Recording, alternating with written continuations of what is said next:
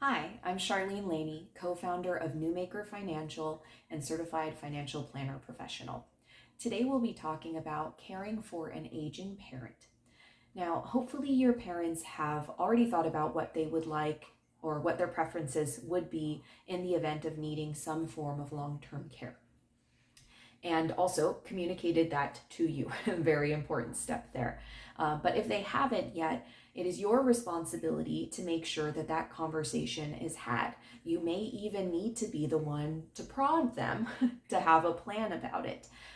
Now, as we know, the cost of long-term care is increasingly high.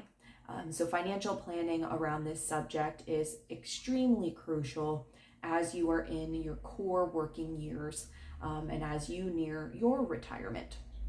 So with all that said, we're going to talk today about the various different options and categories for your parents' living circumstances in the event that they need some form of care.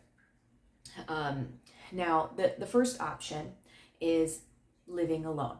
So assuming that your parent or parents are independent enough to where they can live on their own, this can certainly be a great option from a cost standpoint, but depending on their health, they may need to make some adjustments to their house, things that ensure the house is safe for them and accessible for them, such as having a bathroom on the first floor, maybe even setting up the bathroom with some grab bars in the hallways and in the shower.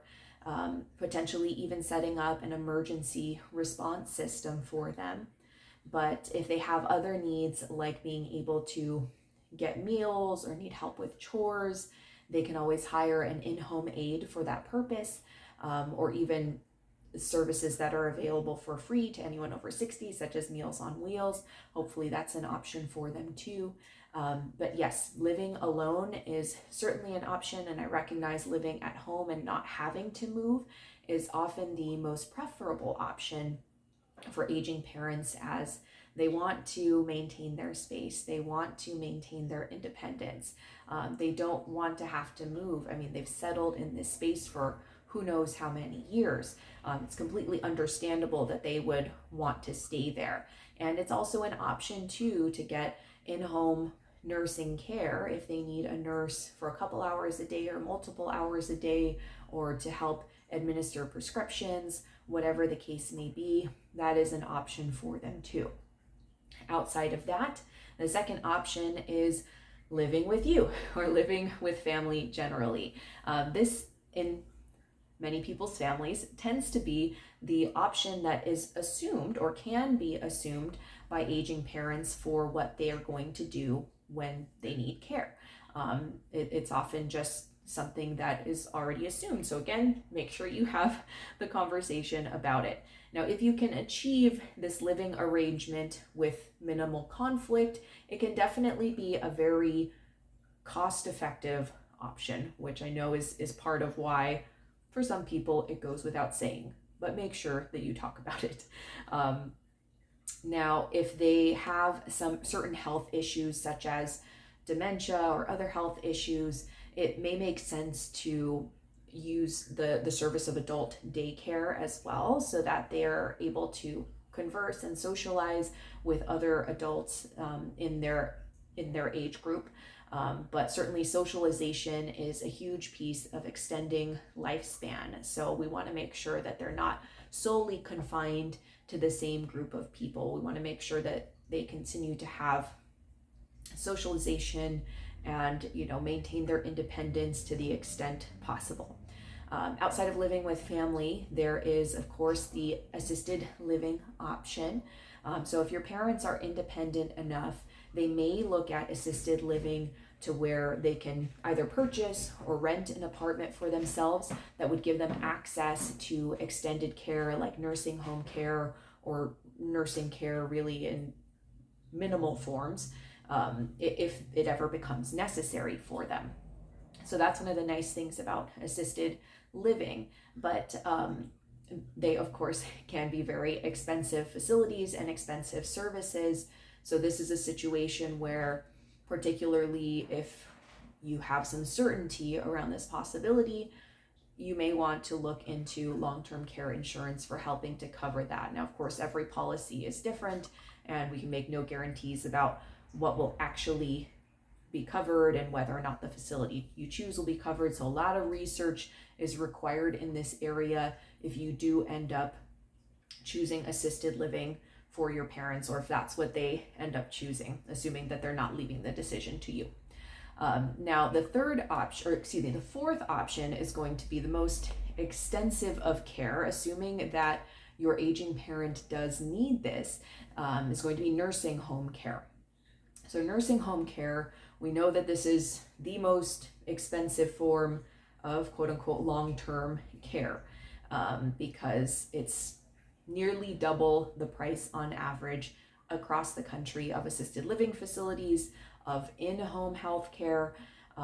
So if they do require nursing home care, then I would encourage you absolutely to research the options extensively, first of all, but recognize that you may need to reserve a spot in advance, and the waiting lists for the popular facilities are often very, very long.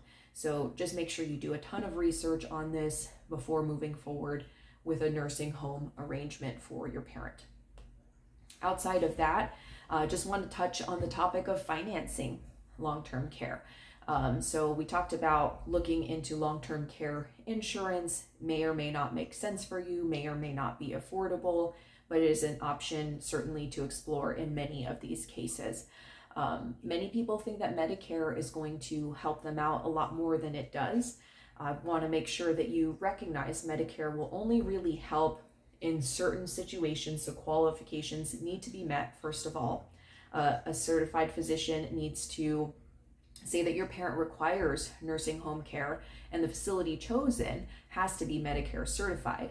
And then when Medicare does kick in for this purpose, it really only covers a short-term stint. So keep that in mind. Medicare is not going to cover everything, as great as it is as far as coverage for other things generally with healthcare. Long-term care is not what's being covered by Medicare.